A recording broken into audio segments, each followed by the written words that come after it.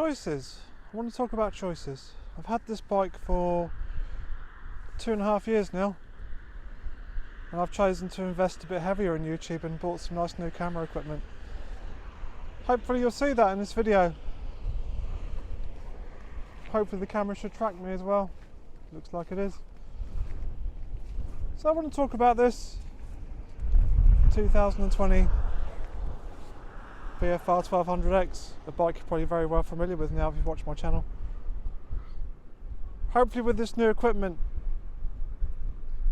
you'll be able to experience an on-board ride better than you have done before. I have tried a number of different cameras and I've made a heavy investment into this one. The amount of money is quite frightening really. So here we are. Jump on board now guys. I hope you enjoyed the ride. Do leave some comments, leave some feedback. It really helps the channel. I am hoping to take this a bit more seriously now. Jump aboard, see what you think. Thanks everyone.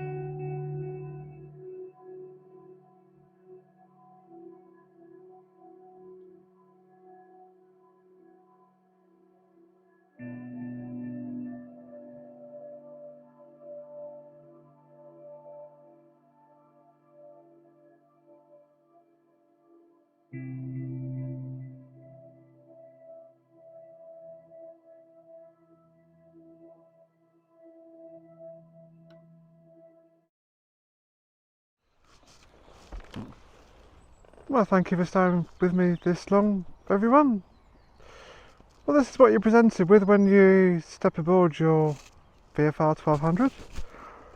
It's all very standard Honda, and I say standard Honda because Honda chose to do things in the early 2010s. They decided to have a little play around with the switchgear, and by that I mean they've got the horn and the indicator in what most people would say is the wrong way round.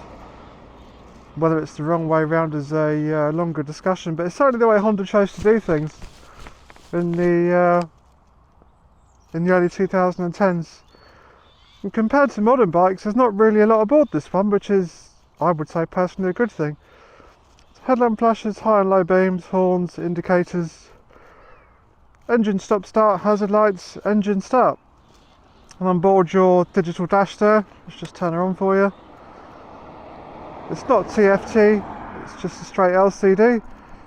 And compared to modern bikes, as I say, it's fairly sparse. It's got 2 trip meters, engine temperature, fuel gauge, traction control, or Honda torque control as they call it, speedo, bar type tacho across the top, redlining just about 9,000 RPM, which we'll never need to use on this bike.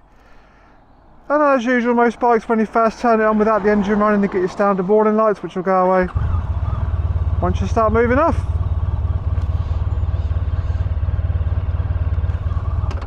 Oop.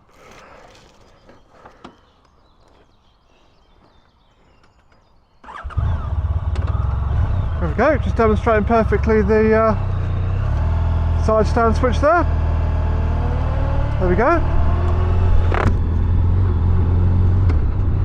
Don't you just love it when you do something silly on YouTube? Never mind, there we go. So we're out in the lovely New Forest today, and the way I'm going to do this ride, it's not going to be like all the videos you see on YouTube where everyone's doing 160 mile an hour, pumping wheelies everywhere, talking about traction control and tyre grip and everything.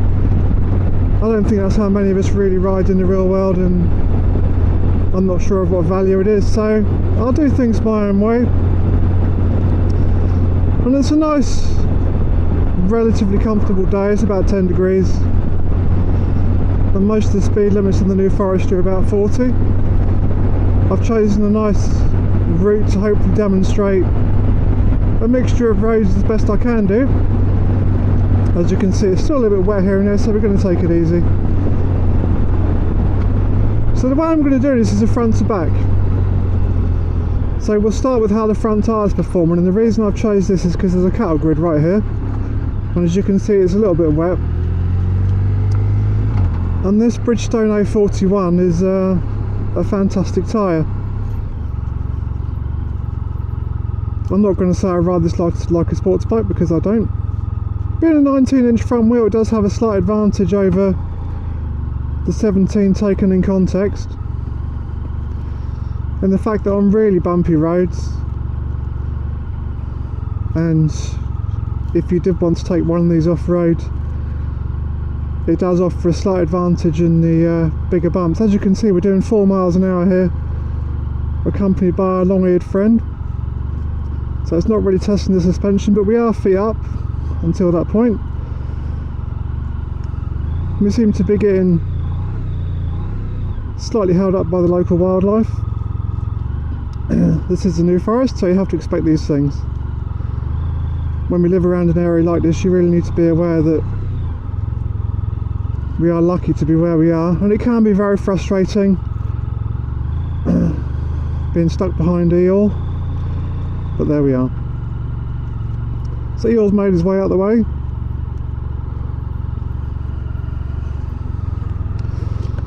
There we go. Right. So what am I feeling from the front tyre and the front end? The forks do have a very long travel for a road-based bike.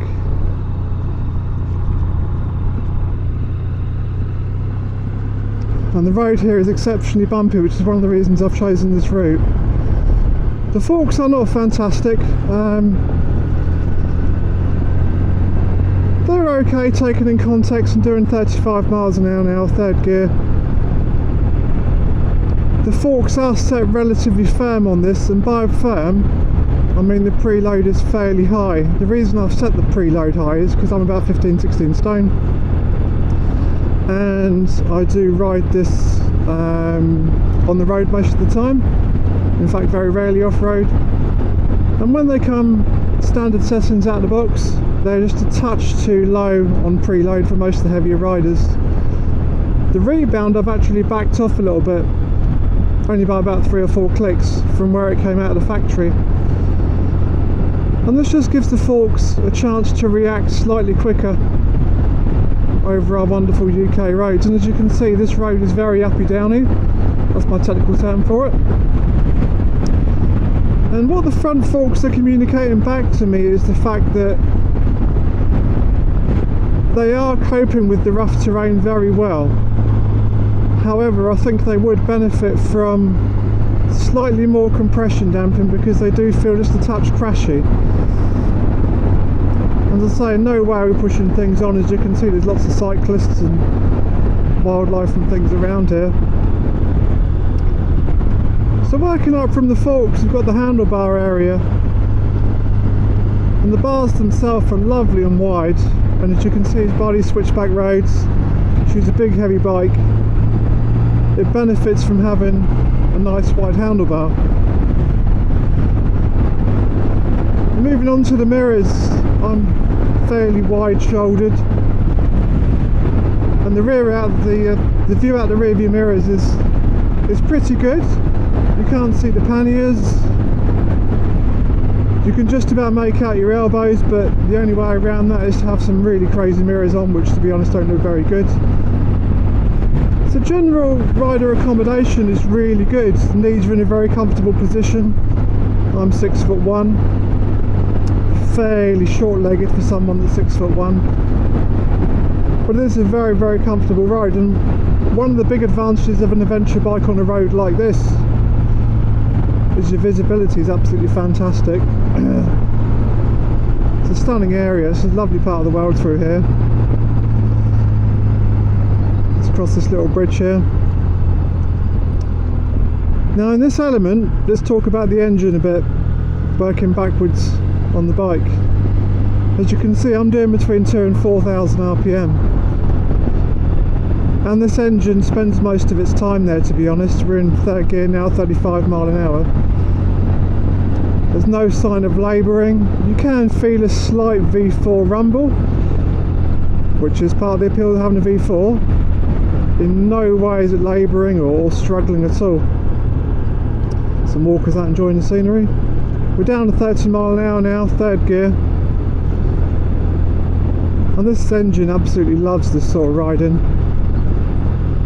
It runs wonderfully cool, even in the hotter parts of the year. Not today obviously, but even in the hotter parts of the year, you rarely feel the engine itself. And one of the advantages of this bike being largely built for the Australian market, ironically, was that it has two very large cooling fans, and when the fans do kick in, I'm surprised it doesn't slow you down, to be honest, because the fans are that powerful. It cools this engine down in just a few seconds, and certainly in UK roads or UK weather, I really can't see a situation where this bike would overheat. I've ridden this in 40-degree temperature, 2 up a hill, slow 15-20 mile an hour, and the fans were kicking in and out, no problems at all. And overheating on this bike I would not think is a concern. Moving back from the engine itself, let's talk about the seat a little bit. Some people do say the Cross Tourer has an uncomfortable seat. I haven't personally found that. I've done 400-500 mile days on this bike, and I think any bike, when you're covering those sort of miles, you are going to start to get some discomfort. Is it an issue with the seat per se? I personally don't think it is. It's one of those things that if you personally find it uncomfortable, perhaps look at some different riding gear, perhaps look at one of these Airhawk seats. But I would say, from my experience of probably around 100 bikes now, the seat itself is relatively comfortable. It's very roomy, and by that I mean even with 2 people on board, there's still plenty of room to move around. You aren't crushed into each other. You certainly don't get that situation where you're banging helmets together. It's a very accommodating area. Moving down from the rider's seat, we'll talk about the physical weight of the bike, so the actual body of the bike, if you want to call it that. We're doing around about 40 miles an hour now through the forest, and at these low speeds you certainly can feel the weight of the bike. It's around about 300 kilos with the panniers on board. The fuel tank is fairly low at the moment. I've about 155 miles covered. When people say the weight vanishes, I wouldn't necessarily agree with that. Being a very tall bike, you do still feel the weight of the machine. And going back to the suspension, I think that's why the suspension copes better at a slightly higher speed. Once the vehicle has got some momentum behind it, it effectively ploughs the road in front of it, for lack of a more technical way of putting it. Which is why I think the suspension on the Cross Tourer doesn't reflect itself to its best. Honda have done a good job of having a setup that covers most things reasonably well, and it does a reasonably good job of it. And certainly between sort of 50 and 60 miles an hour, the suspension becomes very, very accommodating. Once you get above that speed, it's kind of being taken out of context a little bit. So moving to the rear suspension now, this is something that I do agree could do with improvement. It's no more than okay. I appreciate that's very vague. Certainly 1 up with luggage and all your bits and bobs on, it's absolutely fine. With 2 up, it starts to struggle with rebound, and the rebound action is very, very slow. And I appreciate you could play with a rebound adjuster, but road suspension doesn't really make a big difference. It improves it, I wouldn't say it solves it. And the suspension on this bike is one of the weaker elements. As you can see, we've had lots of rain down here recently. The the forest is somewhat flooded. Let's see if we can put a safe overtake on this Land Rover here. The VW is clearly thinking about it, so we're just going to hang back a little bit maybe.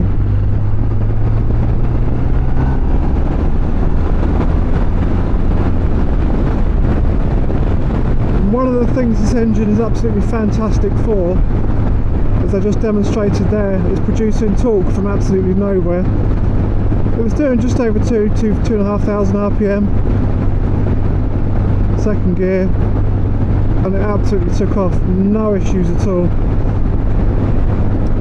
No throttle hesitation, no jerkiness, just smooth drive from everywhere, absolutely in the rev range, which is the real advantage of the V4 engine.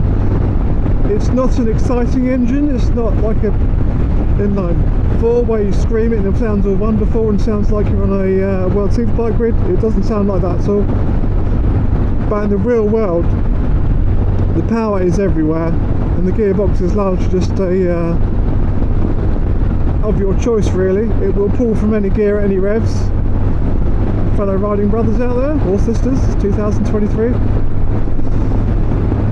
So going back to the rear suspension and shaft, since the ECU reset was carried out by Honda, and I appreciate it started controversy on my previous video, just to clarify, it is not a remap. Honda explained it to me further after I spoke to them more as an ECU reset. How that differs from the reset we all know and love, I don't know, but hopefully you can hear from just the engine itself. There is no jerkiness on this bike anymore. We're coming down now what used to be a runway, so this is a nice dead straight road for just under a mile. It is quite bumpy, and you can hear in the engine though there's no jerkiness anymore. It's completely gone. Previously they'd be knocking and banging and juddering and all sorts of weird noises from the shaft, but as you can hear, there's nothing. Whatever Honda did on this one occasion to correct it, I would love to know, because it's resolved the issues on the bike. We're coming towards the end of this little short ride here, and the idea was to give you really what a normal road ride would be like. And for those of you thinking about cross tour or against its competitors, let's think about the GS 1300, no one knows yet, the 1250, the 1200 I have owned. Controversially, I would say this engine is better, and what I mean by that is it's easier to use in the real world, because the gearbox is largely irrelevant in on this bike. One thing it is worse at is fuel economy. V4s are not great on fuel, and this one's no different. And the major advantage of the engine in the GS is where it carries its weight. And I think that's why Ducati have done a very interesting job with their new Multistrada V4. I'd love to ride one to see how they've got on with the weight issue of a V4 when you take it in this context. So just coming towards the end of this little ride, guys, and the idea was to give you a little 10-minute sit aboard, have a listen, see what you think, and just me talking about a few of the sort of feelings I'm getting on the bike, and try and cover what I think is a really underappreciated and undervalued machine. But saying that, people are starting to appreciate these more and more actually, and there is certainly plenty available.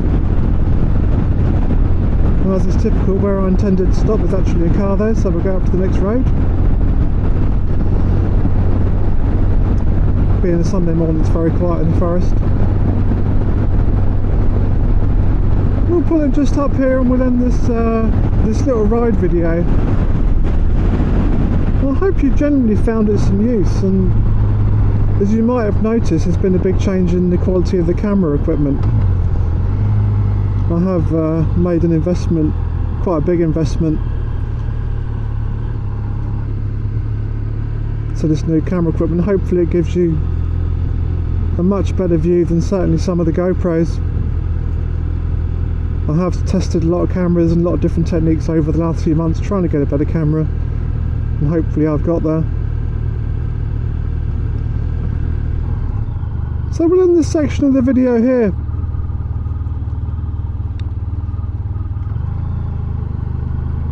It's a lovely part of the world, the New Forest. In fact, what I will do, I will just demonstrate a little bit of off-roading. As you can see, it's not Paris-Dakar. It's a very normal gravel road.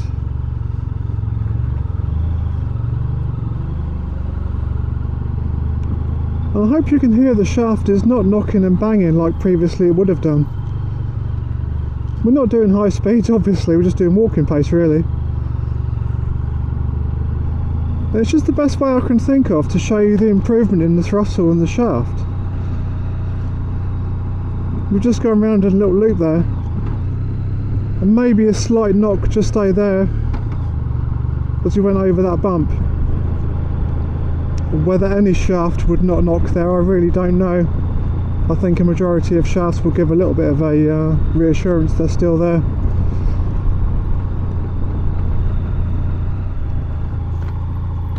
So what we'll do, we'll head back to where I'd normally go, having waffled on for more than I intended to, but that's not unusual for me.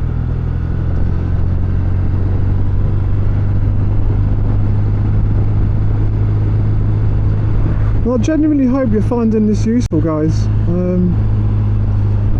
There isn't much on the internet about these, and I'm trying to do what I can to change, and judging by the views, you guys seem to really appreciate it as well. Absolutely perfect. That car's just gone out the way.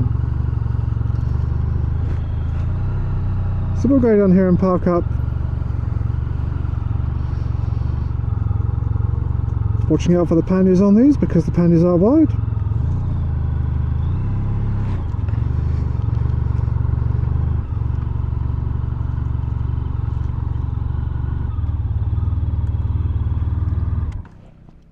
There we go, hope you enjoyed that, guys.